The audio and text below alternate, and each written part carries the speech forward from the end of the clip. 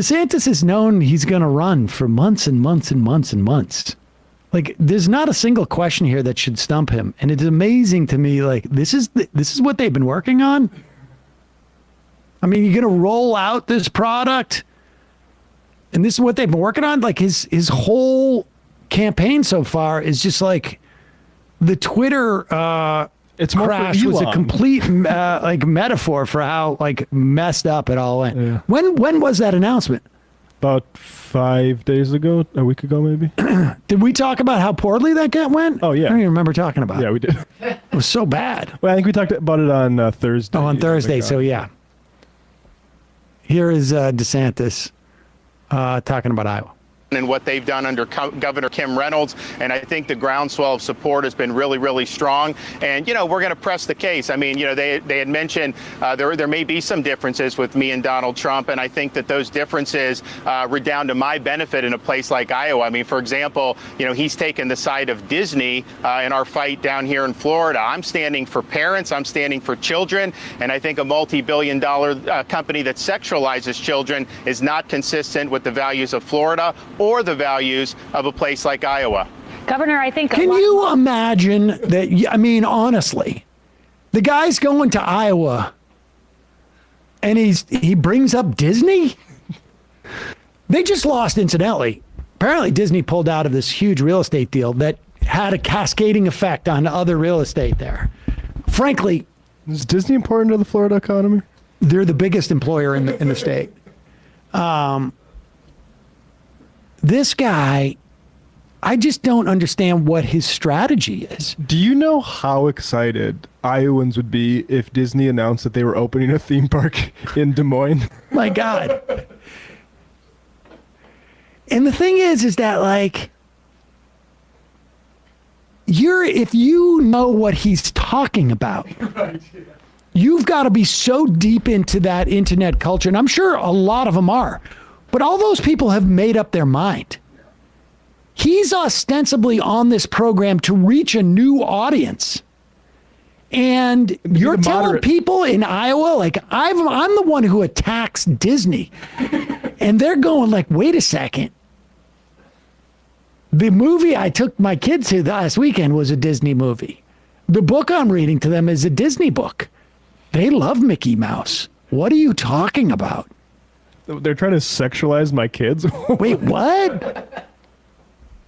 And that's the amazing thing, is that he throws this stuff off like he is talking about some type of like dry... Like you remember when they sold off the spectrum of like the FCC had an auction to sell off the rest of the UHF spectrum when UHF did? That's what it feels like he's talking about. But he's saying things like, we're going to eliminate leftism, and also we're going to prevent Disney from continuing to sexualize our children. Yeah. Like, what? What? Wait, what? The problem with the military is all the gender ideology. How many people do you think were in Iowa who watched that interview and go, Disney's doing what? Where? What's going on? He sounds like a lunatic, I would imagine, even to like some Republicans. Like, I definitely believe there's 40%, 60% of Republicans are fully, sort of like aware and maybe have some issues with this. Maybe it's like 30%. But the rest of them haven't heard this stuff. Like, Fox isn't doing stories about how bad Disney is. They're not doing that. They're not doing that. And particularly, I think, like, a big part of the, Fox library was spun off. And I imagine Murdoch still has a big chunk of change associated with that product. And so it's not like the audience knows what the hell he's talking about. This guy's in such like a internet bubble.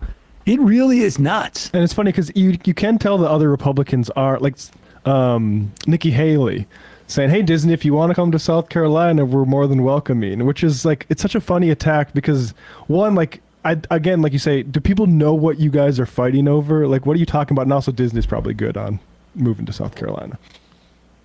I mean, it would be a little bit cooler in the summer. I mean, it seems like South Carolina would be the place to go, right? Yeah. Weather-wise, you got to go inland a little bit. You got to avoid like the hurricane. Well, I guess they're pretty safe down in Orlando. I don't know. There's got to be places in South Carolina. I think it'd be okay. But it is nuts. I don't think they know what he's talking about. Yeah. And this is the way he's introducing himself to the country. And the funny part is he's been afraid to talk about his abortion ban. Does he think that nobody's going to talk about that? I mean, he's like, why is he keeping that quiet? Yeah. Why is he keeping that quiet? He's going full on, the military's full of wokeism. I'm going to defeat leftism. Join me, Iowa, in my fight against Disney. Why do I think I'm going to do well in Iowa? Well, because Iowa obviously wants to attack Disney. What state in the country could you say doesn't want to attack Disney if Iowa is going to? Everybody in Iowa is going like, wait, what? But here's the thing I don't understand. He signs the abortion ban in the middle of the night because he doesn't want any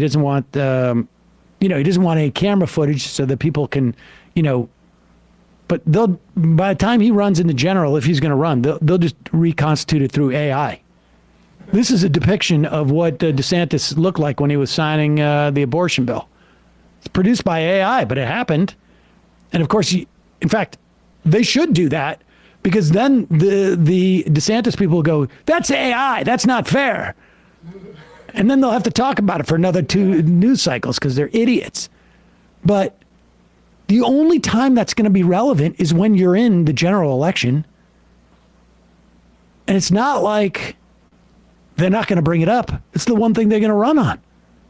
So you might as well get the value out of it in the primary. This guy's a ding-dong.